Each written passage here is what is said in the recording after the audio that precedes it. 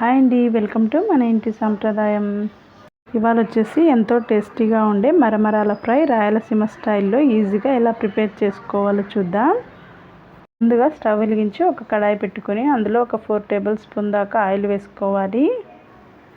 కొంచెం హీట్ అయిన తర్వాత అందులోకి వేరుశనక్కాయలు అలాగే పప్పులు వేసుకొని బాగా ఫ్రై చేసుకోవాలి.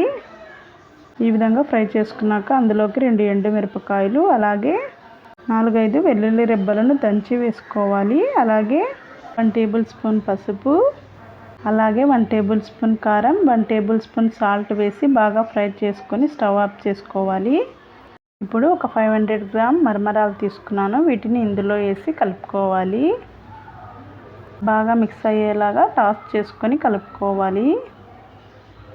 అంతేనండి, ఎంతో టేస్టీగా ఉండే మరమరాల ఫ్రై చాలా ఈజీగా చేసేసుకోవచ్చు.